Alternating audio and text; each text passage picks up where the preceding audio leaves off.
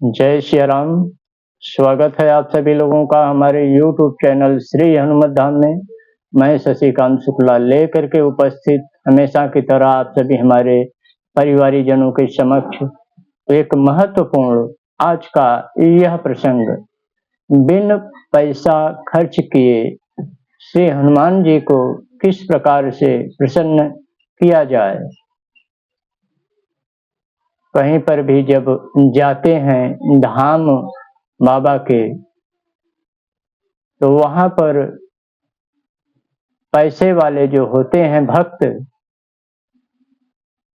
बड़ा चढ़ावा लेकर के बाबा के दर्शन को जाते हैं, और जिनके पास धन नहीं होता है वो इन पैसे वाले भक्तों को देख करके मन में एक आत्मग्लानि होती है कि काश मेरे पास भी यदि धन होता तो मैं भी इन धनाढ़ भक्तों की तरह अपने आराध्य श्री हनुमान जी बाबा की चरण शरण की सेवा में बहुत सारा मैं भी पूजन सामग्री बाबा को अर्पण करता,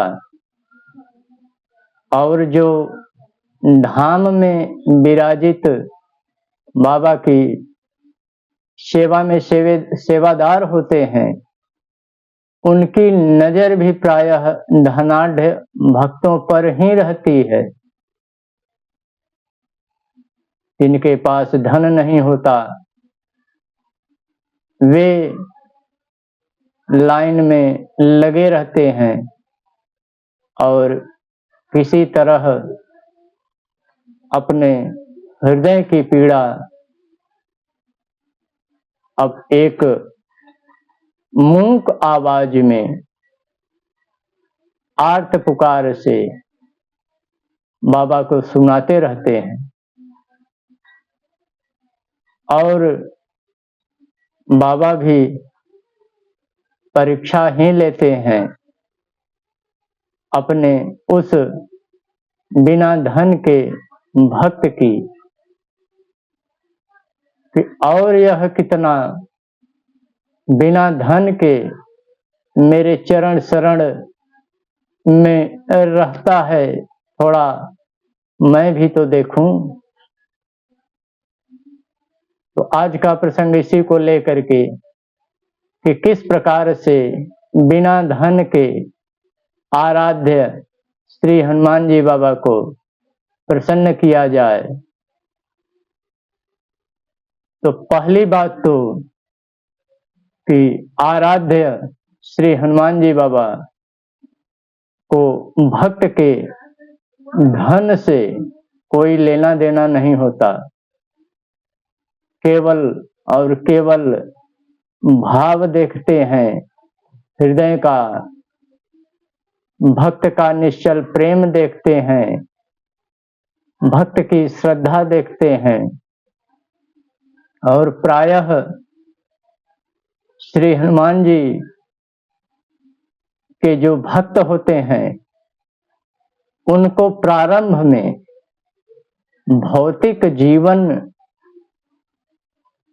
को व्यतीत करने के लिए, घर परिवार को चलाने के लिए अन्न और धन की जो आवश्यकता होती है उसको प्राप्त करने में भक्त को बड़ी कठिनाई प्राप्त होती है,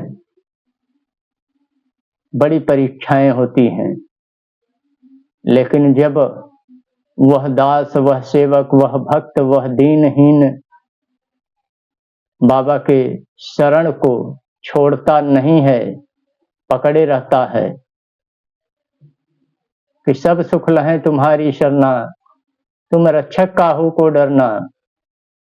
यह जब भाव भक्त के हृदय में सदा सर्वदा विराजता है कि अब तो बाबा शरण में आपके आन पड़ा हूं, और सब सुख आपके शरण में है, यह भी मैं जानता हूँ।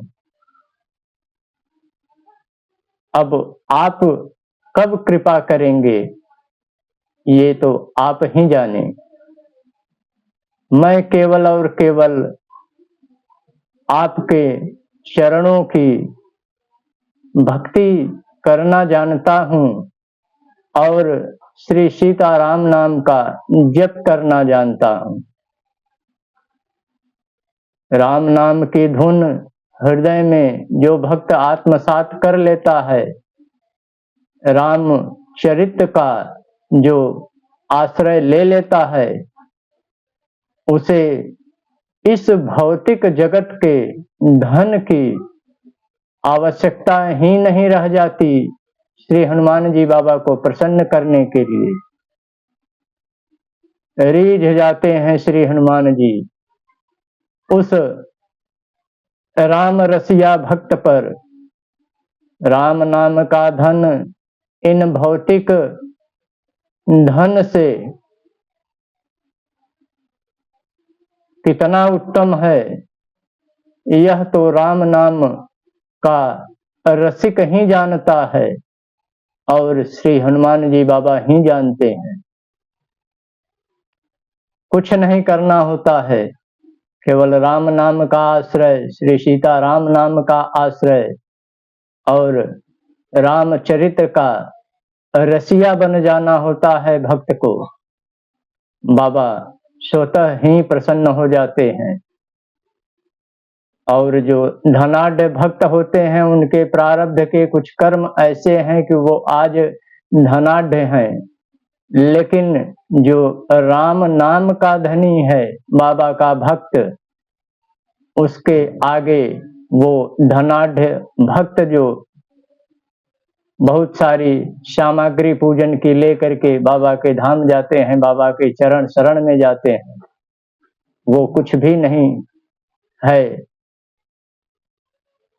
तो राम नाम का आश्रय ले करके, राम रसिक बन करके, राम नाम का धन बाबा के धाम, बाबा के चरण शरण में ले करके जो भक्त जाता है, जीवन व्यतीत करता है, काम धंधा नौकरी व्यापार करता रहता है, एक समय उसका भी आता है कि उसको यह भौतिक जगत का जो धन है वह तुच्छ लगने लग जाता है। सब कुछ काज उसके स्वतः ही पूर्ण होने लग जाते हैं। समस्त प्रकार की भौतिक सुख सुविधाएं उसको सहज ही प्राप्त होने लग जाती हैं बाबा की कृपा से। तो राम नाम का धन लेकर के बाबा के चरण शरण में जाने वाले भक्त पर बाबा स्वतः ही रीझ जाते हैं, प्रसन्न हो जाते हैं। तो आशा और विश्वास से है कि यह प्रसंग अवश्य आप सभी हमारे प्रियजन परिजन परिवारीजन के लिए हितकर सिद्ध हो। दीजिए इस प्रसंग को यहीं पर विराम देने की अनुमति। मिलते हैं पुनः अगले प्रसंग में एक नए वीडियो के साथ। तब तक के लिए हृदय से प्रेम भरा जय सिया राम।